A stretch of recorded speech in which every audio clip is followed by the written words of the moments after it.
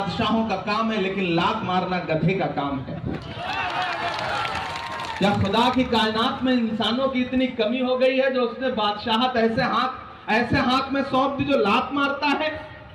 तो लात तो हमको आपको भी पड़ी 2014 में महंगाई की। याद है वो नारा, बहुत हुई महंगाई की मार अब की बार मोदी सरकार। और उसके बाद आटा, चावल, दूध, दही, पेट्रोल, डीजल, गैस सिलेंडर क्या नहीं महंगा कर दिया। ये भाजपा की सरकारें वो सरकारें हैं जो अपनी पसंद की फिल्में टैक्स फ्री करती हैं और कफन पर जीएसटी लगाती हैं। कफन पर चिता की लकड़ी तक महंगा कर दिया। नरेंद्र मोदी जी ने नारा दिया, बेटी बचाओ बेटी पढ़ाओ।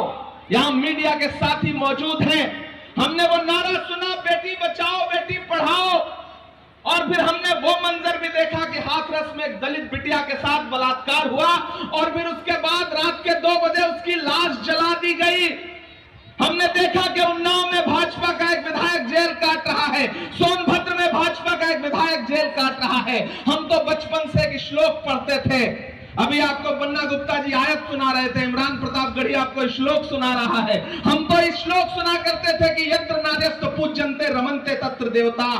जहां नारियों की पूजा होती है वहां देवता निवास करते हैं। लेकिन मैं नरेंद्र मोदी जी से पूछना चाहता हूं कि ये कौन सी पूजा है नारियों की, नरेंद्र मोदी जी, कि जब आप देश के लाल किले पर खड़े होकर के महिला सशक्तिकरण पर भाषण देते हैं तो उसी भाषण के 2.5 घंटे बाद गुजरात में बिल्किस बानो के दोषी जो बलात्कारी थे उनको न सिर्फ आप रिहा करवाते हैं बल्कि उनको आपके भाजपा के लोग माला पहनाते हैं।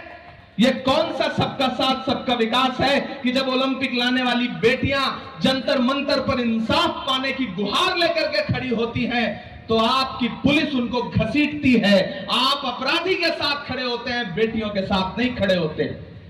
नरेंद्र मोदी जी अपने भाषणों में कहते हैं, बताओ कांग्रेस वालों 70 साल में बनाया क्या। मैं एक दिन पार्लियामेंट में बैठा था, सामने नरेंद्र मोदी जी भाषण दे रहे थे, बताओ कांग्रेस वालों 70 साल में बनाया क्या। मेरा दिल हुआ कि मैं उठ के बोलूं, तब तक खड़गे जी पलटे, बोले इमरान मत बताना, जो बताओगे ये उसको भी बेच देंगे, इनका काम सिर्फ बेचने का है। ये भाजपा के लोग 70 साल 70 साल 70 साल। अरे मैं तो यहां कह रहा हूं कि जो भाजपा की सरकार अपना चलाया हुआ 2000 का नोट 7 साल नहीं चला सकी, वो हमसे 70 साल का हिसाब मांगती है। जो सरकार अपना चलाया हुआ नोट नहीं चला पाई वो देश क्या चलाएगी। मैं तो देश की पार्लियामेंट में भी खड़ा होकर के पूछता हूं कि आपने कहा था नरेंद्र मोदी जी 2014 में कि बहुत भाइयों बहनों मेरे हाथ में देश के खजाने की चाबी सौंप दो, मैं देश नहीं लुटने दूंगा, चौकीदारी करूंगा।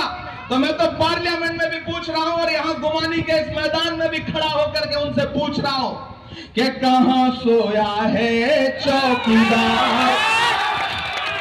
मुझे लगना चाहिए कि मैं जिंदा दिल लोगों के बीच में हूं। आपकी तालियों का शोर जाना चाहिए दिल्ली तक, आपकी तालियों का शोर पहुंचना चाहिए उन तक कि कहां सोया है चौकीदार, कहां सोया है चौकीदार।